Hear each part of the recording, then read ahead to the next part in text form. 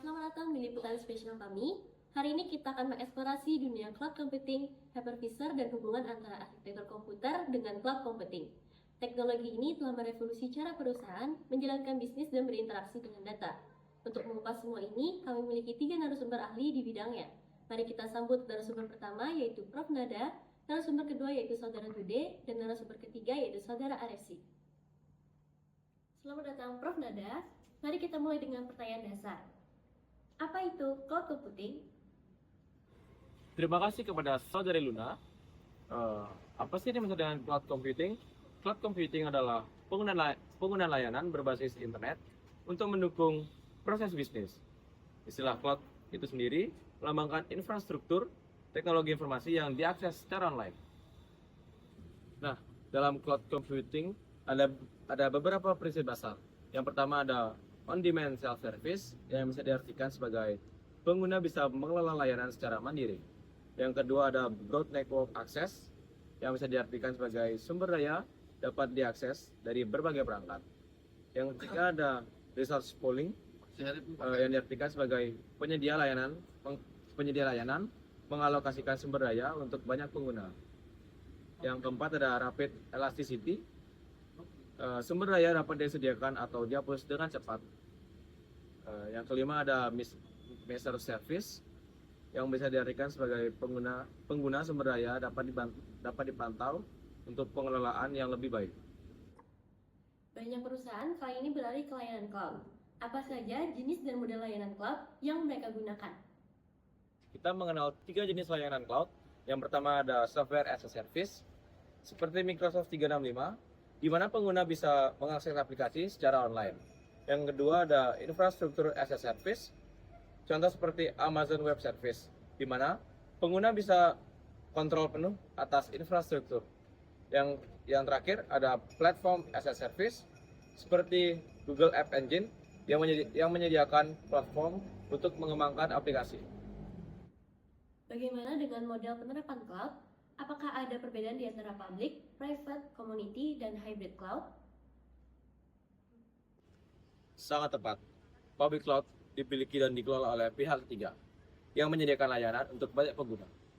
Nah, untuk private cloud dikelola oleh satu organisasi memberikan kontrol yang lebih besar. Community cloud digunakan oleh beberapa organisasi dengan kepentingan bersama. Hybrid cloud kombinasi antara public dan private cloud. Terima kasih.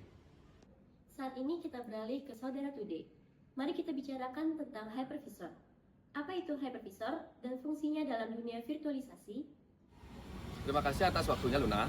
Nah, yang dimaksud dengan hypervisor ini adalah sebuah perangkat lunak yang digunakan dalam virtualisasi untuk mengalokasikan sumber daya dalam server dari server fisik ke beberapa sistem operasi lainnya. Hypervisor ini berfungsi untuk mengadopsi dan mengelola sumber daya dalam server secara efisien dan efektif.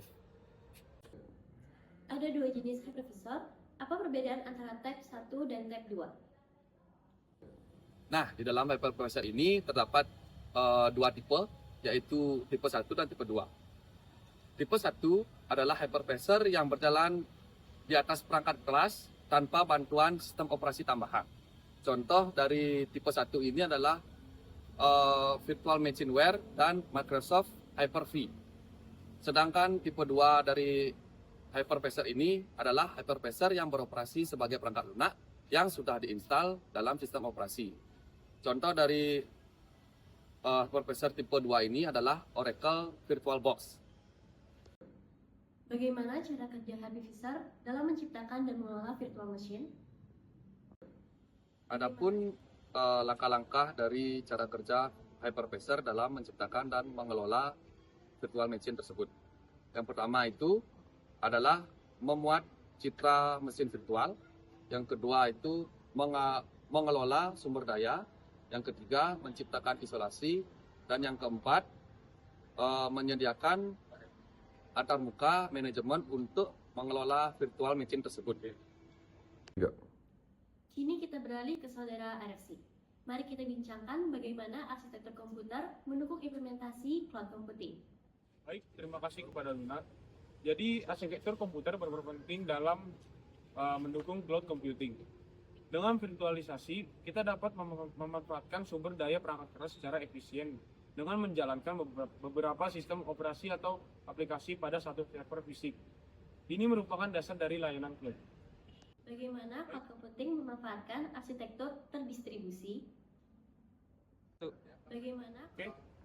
Jadi cloud memanfaatkan arsitektur terdistribusi untuk membagi beban kerja di berbagai server, meningkatkan kecepatan dan efisiensi pemrosesan data, serta mendukung layanan seperti big data. Cloud menggunakan sistem penyimpanan terdistribusi seperti object storage untuk menyimpan data dalam skala besar dengan resolusi yang tinggi. Apa peran API dalam konteks cloud computing?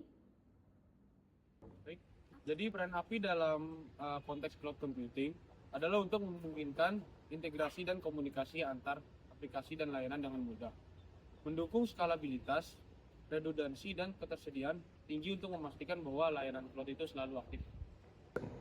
Apa saja komponen utama dalam arsitektur cloud? Jadi ada 3 komponen utama dalam arsitektur cloud.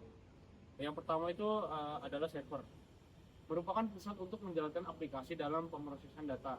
Yang kedua itu adalah storage, menyimpan data secara terpusat dan terdistribusi.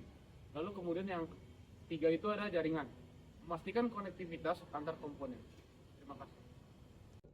Terima kasih banyak kepada narasumber pertama, yaitu Prof. Nada, narasumber kedua yaitu Saudara Bude, dan narasumber ketiga yaitu Saudara RFC atas penjelasan yang sangat informatif ini. Kami sangat menghargai wawasan Anda tentang cloud computing, hypervisor, dan hubungan antara arsitektur komputer dengan cloud. Terima kasih telah menyaksikan liputan spesial kami.